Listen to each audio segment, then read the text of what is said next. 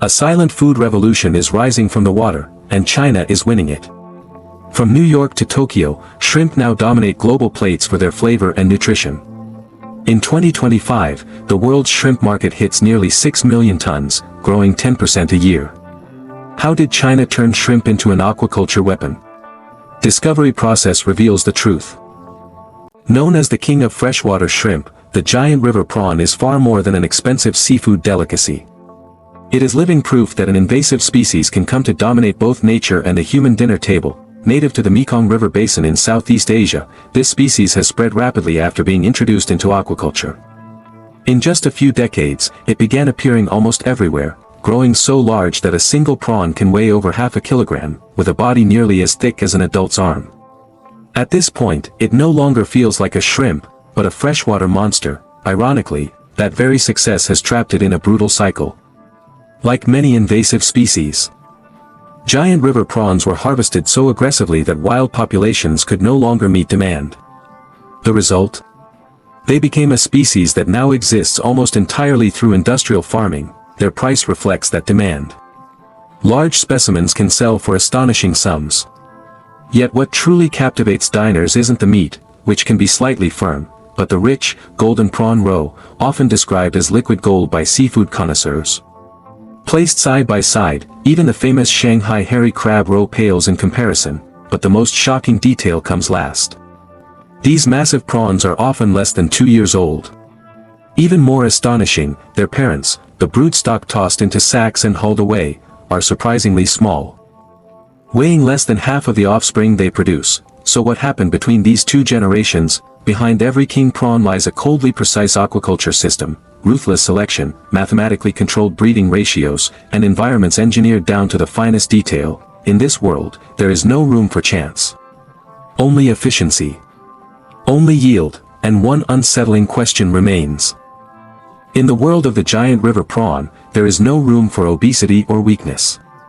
To gain entry into the breeding pond, every individual must pass a rigorous selection process, an arena of survival. They don't need to be bulked up, but they must be large, healthy, and possess near-perfect body proportions. For the males, the standards are even more ruthless. Workers manually measure the ratio of claw length to body length. Only those whose ratio exceeds 1.1 are kept. Those massive claws are more than just weapons, they are symbols of strength, power, and sexual prowess. In the eyes of a female, only the most muscular warriors are worthy mates. The weak stand no second chance. They are culled and sent straight to the commercial market. Even for the chosen few, breeder prawns have a shelf life of only about 1 year. After each breeding season, their bodies are left nearly depleted. Yet, being chosen is still a far luckier fate than the alternative. In modern farming systems, everything is calculated down to the degree. When the water reaches 25 to 26 degrees Celsius, the gonads develop rapidly.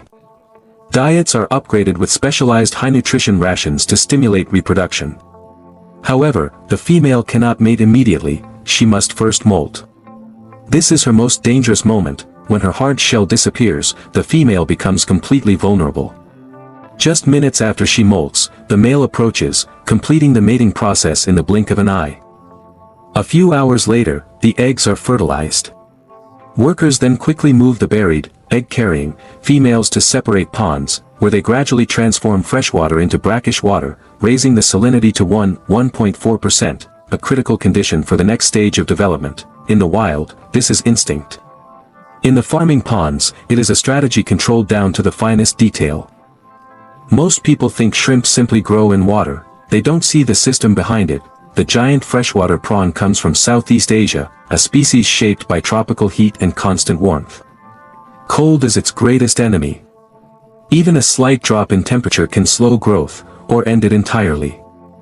That's why, from the very first moment of life, nothing is left to chance. Fertilized eggs and newly hatched larvae cannot survive in plain freshwater. They need brackish water, the fragile boundary between salt and fresh. Before becoming true shrimp, they are raised inside carefully engineered ponds where salinity, oxygen, and temperature are adjusted by human hands. Workers monitor water conditions every day. Salinity is measured constantly. Oxygen pipes run through every pond. In aquaculture, raising water matters more than raising animals. Dissolved oxygen must stay above 5 milligrams per liter. A qualified mother never stops swimming, creating currents that keep her eggs alive by bathing them in oxygen. Not every egg survives. Within 2 or 3 days, unfertilized eggs are discarded. But loss is expected. A single female can release tens of thousands of eggs at once, and repeat the process 4 or 5 times in one breeding cycle. When her reproductive power is finally exhausted, her life soon follows. After about 20 days, larvae break free from their membranes. They don't look like shrimp yet, more like drifting insects. Heavy heads suspended in water, unable to swim forward. Once they begin feeding, workers transfer them to nursery ponds. Their first meals are artemia, tiny brine shrimp larvae, a premium feed reserved only for hatcheries. But this luxury doesn't last. Artemia is used only to teach larvae how to eat. If they grow too dependent, they won't survive hardship later. To cut costs, some farms replace premium feed with tofu. For shrimp larvae, choice doesn't exist. If the protein is there, they eat, or they starve. Although shrimp live near the bottom of the food chain, their early life is brutal. Within just 20 days, giant freshwater prawn larvae molt 11 times, shedding weak bodies again and again until they finally become juveniles. Each molt is a risk.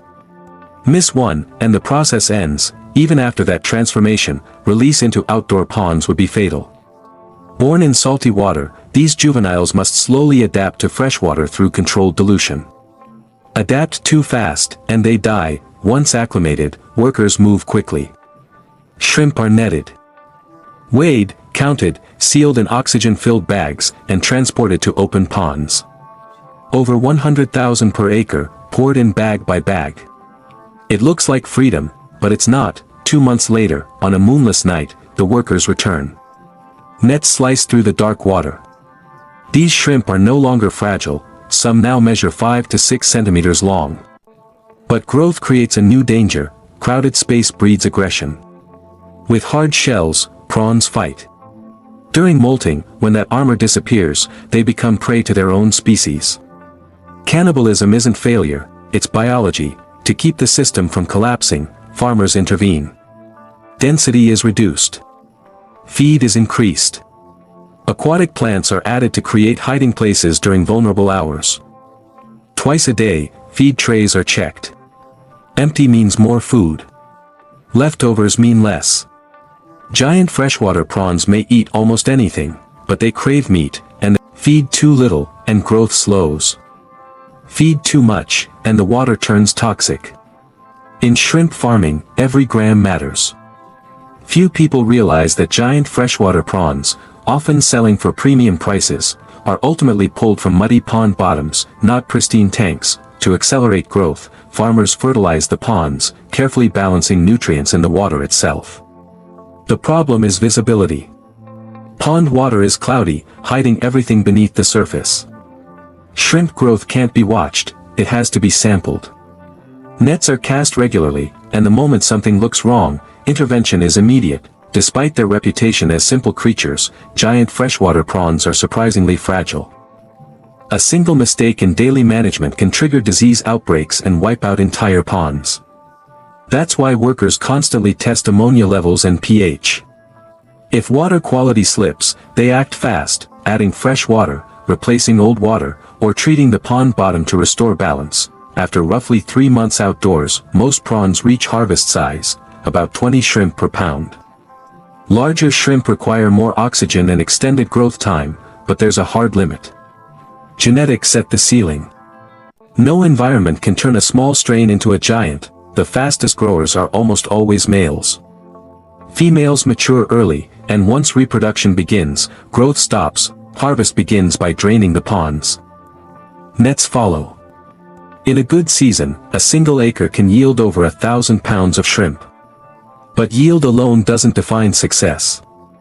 Market price does. As nets tighten, stragglers are collected by hand. The shrimp are washed clean of mud and rushed ashore. Because in this industry, profit and survival are decided in the final hours. They're pulled from the same pond on the same day, yet the difference is shocking. Some giant freshwater prawns weigh nearly twice as much as others. A cheaper shrimp doesn't always mean a shorter grow-out, sometimes it simply never reached its full potential. From there, speed matters.